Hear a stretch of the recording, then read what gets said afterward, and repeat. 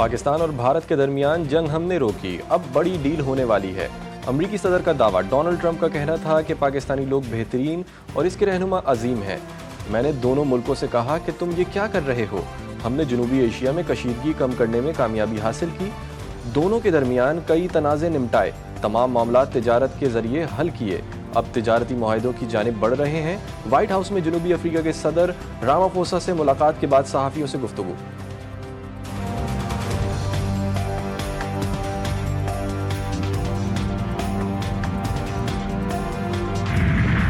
ازدار حملے میں فتنہ، ہندوستان کی ریاستی دہشت گردی بے نقاب۔ وزیر اعظم شہباز شریف کا کہنا ہے کہ بھارت بچوں کو نشانہ بنا رہا ہے، ازدار اسکول بس حملہ ناقابل معافی جرم ہے۔ بھارتی ریاستی ایجنٹ بلوچ و پشتون عوام کو بدنام کر رہے ہیں، عالمی برادری انڈیا کی دہشت گردی کو بے نقاب کرے۔ فیلڈ مارشل عاصم منیر نے کہا کہ دہشت گردی کے ماسٹر مائنڈز انجام کو پہنچیں گے۔ دہشت گرد بلوچ و پختون اقدار کے خلاف ہیں، قوم دہشت گردی کے خلاف متحد، ہمیشہ شدت پسندی کو مسترد کیا۔ وزیر اعظم فیلڈ مارشل اور وزراء کا کوئٹہ کا دورہ، زخمی بچوں کی عیادت، معصوم جانوں کے ضیاع پر افسوس کا اظہار۔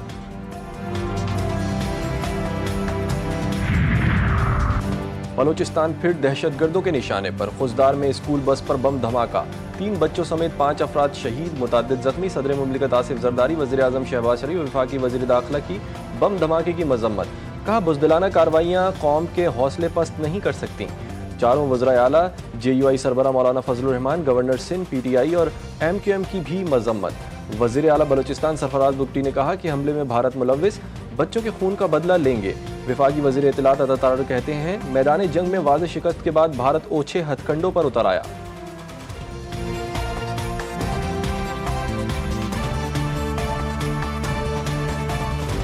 بچوں کو نشانہ بنانا یہ وہ بزدلی ہے، یہ وہ ہندوستان کی اجت دیول کی سوچ ہے کہ وہ اس حد تک نیچے گر گئے ہیں، کیا وہ بچوں تک آ گئے ہیں، اور یہ اس کی جتنی بھی مذمت کی جائے۔ اور انٹرنیشنل ورلڈ کو اب یہ دیکھنا پڑے گا، یہ سوچنا پڑے گا، اور ہماری طرف سے یہ ان کے لیے بھی پیغام ہے کہ یہ جو پراکسی ہے، جو انڈین پراکسی ہے، جو یہاں پر بلوچستان میں اس طرح کی وارداتیں کر رہے ہیں، تو پہلے سے انفارمیشن تھی، میں آپ کو بتا رہا ہوں۔ پوری پاکستانی قوم بھارت کی پراکسیوں کو بھی شکست دے گی اور جلد دے گی انشاءاللہ تعالی۔ یہ جو ٹولیوں میں پھر رہے ہیں دہشت گرد، جو سمجھتے ہیں کہ ہمارے بچوں کو نشانہ بنا کے وہ ہمارا کوئی نقصان کر لیں گے، کان کھول کے سن لیں کہ جب تک دہشت گردی کا خاتمہ نہیں ہو جاتا، جب تک ایک ایک دہشت گرد کو جہنم واصل کر کے ٹھکانے پہ نہیں لگا دے، انشاءاللہ تعالی چین سے نہیں بیٹھیں گے۔ جو گراؤنڈ ریالٹیز ہیں، جو انڈیا کے اندر جو ایک گھمنڈ آ چکا ہے، فالس سینس آف کانفیڈنس ہے، انسانی حقوق کی انٹرنیشنل کنونشنز کو بالائے طاق رکھ کے یونیلیٹرلزم کا ایک مائنڈ سیٹ آ چکا ہے، اس کے اندر تو کانفلکٹ جو سا ہے اٹ از آلویز دیئر، وہ چنگاری تو کس ٹائم پہ ڈالی جا سکتی ہے۔ تو اس لیے ہم یہ کہتے ہیں کہ we prefer peace, we love peace, we are celebrating peace right now in Pakistan, لیکن we are always prepared for war, and war it is then let war it be. A military conflict between Pakistan and India, which are two nuclear states, is sheer stupidity. It is inconceivable and is an absurd act. اگر جنگ مسلط کی جاتی ہے تو ہم ہمیشہ تیار ہیں۔ بھارت جھوٹے بیانی کی بنیاد پر آگ سے کھیل رہا ہے، اصل تنازع اپنی جگہ موجود، اس میں چنگاری کسی بھی وقت ڈالی جا سکتی ہے۔ دونوں ملکوں کے درمیان ایٹمی جنگ بے وقوفی ہوگی۔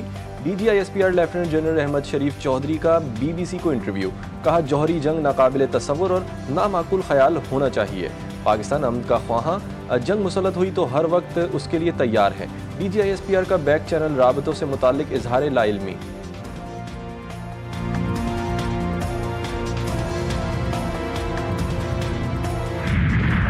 بھارت کے عوام سے اپیل کر رہے ہیں کہ آپ کے حق میں نہیں ہے کہ یہ جو آپ کہہ رہے ہیں نیا نارمل ہے کہ یہ جاری رہے۔ ہمارے پاکستان کے عوام یہ چاہتے ہیں، اور میں سمجھتا ہوں کہ بھارت کا اکثریت کا عوام یہی چاہتے ہیں کہ ہمارے دونوں ممالک کے درمیان امن قائم ہو، اور وہ ممکن نہیں جب تک ہم کشمیر کا ایشو، دہشت گردی کا ایشو اور یہ پانی کا ایشو جو انہوں نے چھیڑا ہے، اس کا حل نکالے۔ اس وقت پاکستان اس پوزیشن پہ ہے کہ ہم کہہ رہے ہیں کہ ہم امن چاہتے ہیں، ہم ڈائیلاگ چاہتے ہیں، اور بھارت تھوڑا سا اس پوزیشن سے پیچھے ہٹ رہے ہیں۔ پاکستان بھارت اور جنوبی ایشیا کے روشن مستقبل کے لیے خطے سے دہشت گردی کا خاتمہ چاہتا ہے۔ پہلگام حملے کی تحقیقات کی پیشکش اب بھی برقرار ہے۔ Chairman Peoples Party Bilawal Bhutto کہتے ہیں پاکستان کے خلاف بھارت کا موقف انتہائی کمزور ہے. پاکستان دہشت گردی سے سب سے زیادہ متاثر ملک ہے. اس کی دہشت گردی کے خلاف کوششوں کو عالمی سطح پر تسلیم کیا جانا چاہیے. ہم چاہتے ہیں تمام ممالک مل کر دنیا سے دہشت گردی کے خاتمے کے لیے اپنا کردار ادا کریں.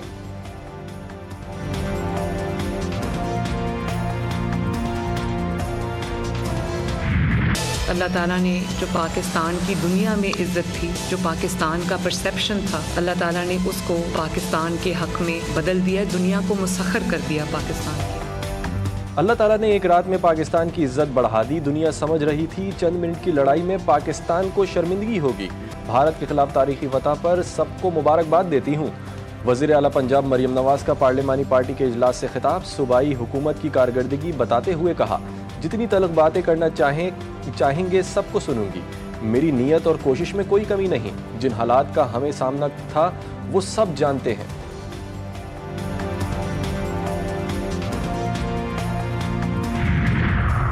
بھارتی صحافی کو جھوٹی خبریں پھیلانا مہنگا پڑ گیا. ارنب گوسوامی کے خلاف مقدمہ درج. بھارتی میڈیا رپورٹس کے مطابق حکمران جماعت بی جے پی کے شعبہ آئی ٹی کے سربراہ امت مالویا پر بھی مقدمہ درج کیا گیا ہے. پولیس کا کہنا ہے کہ امت مالویا اور ارنب گوسوامی پر جھوٹی معلومات پھیلانے کا مقدمہ انڈین یوتھ کانگریس نے درج کروایا ہے. مدعی کے مطابق دونوں نے دانستہ طور پر جھوٹی معلومات پھیلانے کی مجرمانہ منصوبہ بندی کی.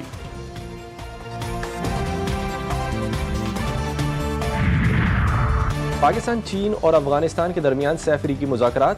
تینوں وزرائے خارجہ کا تعاون بڑھانے پر اتفاق. علاقائی امن، ترقی اور روابط کے لیے اسٹریٹجک ویژن میں اس پلیٹ فارم کی اہمیت کا اعادہ. ترجمان دفتر خارجہ کے مطابق پاک چین وزرائے خارجہ کی علیحدہ ملاقات میں سی پیک کے دوسرے مرحلے میں افغانستان کو بھی شامل کرنے پر اتفاق.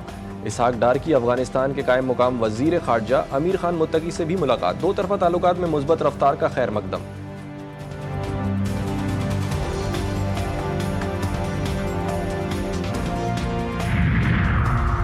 غزہ میں ایک اور ہولناک دن. خان یونس نصیرات غزہ سٹی میں جگہ جگہ فضائی حملے. خواتین اور بچوں سمیت 42 فلسطینی شہید، کئی زخمی. 24 گھنٹوں میں 84 شہادتیں. اسپتالوں کو غیر فعال کرنے کے لیے صہیونی فوج نے جنریٹرز پر حملے کیے. اسرائیلی اعلان کے باوجود متاثرین امداد سے محروم. 3 ماہ بعد صرف 9 ٹرک غزہ میں داخل. اسرائیلی فوج نے سامان تقسیم نہیں کرنے دیا. درجنوں ٹرک ابھی بھی سرحدوں پر غزہ میں داخلے کے منتظر. صہیونی فوج کی مغربی کنارے کے جنین کیمپ میں یورپ کے سفارتی وفد کی طرف فائرنگ. سفارتکاروں کو بھاگ کر جان بچانا پڑی. وفد میں یورپی یونین سمیت کئی ممالک کے سفارتکار شامل تھے. اسرائیلی فوج کا گولیاں چلانے کا اعتراف. وقت پر مقررہ راستے سے انحراف اور غیر مجاز علاقے میں جانے کا الزام. من نصغر يا رب، من نصغر الله يا رب، من نصغر ربنا ينفك علينا يا رب. كل يوم يا رب سعيد، وكل يوم حد يا رب، كل يوم سعيد يا رب. ونشوف والعيوين وما ندور عليه. والله دعمنا يا رب، والله دعمنا. یا خدا ہم کہاں جائیں. روز ایک شہادت، روز ہم کسی کو کھو دیتے ہیں. ہمارے پاس کوئی جائے پناہ نہیں. فلسطینی بچی کی جنگ روکنے کی آہو بکا نے دیکھنے والوں کو خون کے آنسو رلا دیا. اقوام عالم سے مدد کی اپیل.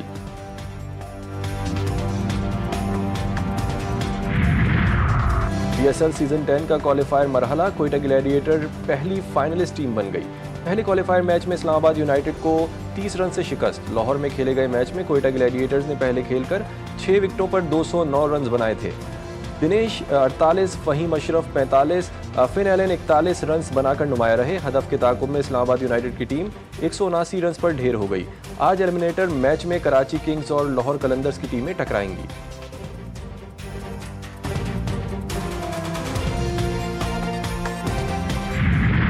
ملک بھر میں عید قرباں کی تیاریاں زور و شور سے جاری. منڈیوں میں ایک سے بڑھ کر ایک جانور موجود. فرزندان توحید سنت ابراہیمی کی ادائیگی کے لیے پسند کے قربانی کے جانوروں کی خریداری میں مصروف. کسی کو من پسند گائے کی تلاش تو کوئی بکرے ڈھونڈنے میں مصروف.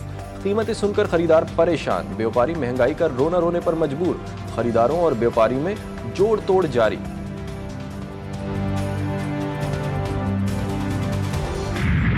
گرمی نے ملک بھر میں قہر ڈھا دیا. سورج آگ برسانے لگا. قیامت خیز گرمی کی لہر مزید چند دن جاری رہے گی. محکمہ موسمیات نے خبردار کر دیا. سندھ میں سب سے زیادہ گرمی. دادو اور جیکب آباد میں پارہ 48 ریکارڈ. لاڑکانہ میں 46, ملتان، بکھر، لیا، فیصل آباد سمیت پنجاب کے کئی شہروں میں پارہ 45 کو چھو گیا۔ اب پشاور میں درجہ حرارت 43، اسلام آباد میں 40 ریکارڈ، کراچی میں بھی شدید گرمی، پارہ 36 ریکارڈ۔ اور گرمی کی شدت میں اضافہ، خواتین کے پہناؤ میں بھی تبدیلی آ گئی۔ اسلام آباد کی خواتین نے ہلکے پھلکے لباس کی خریداری کے لیے مارکیٹوں کا رخ کر لیا۔ لینن، لون، شیفون اور کاٹن کے کپڑوں کی مانگ میں اضافہ، قیمتوں میں کئی گنا اضافے کے شکوے بھی۔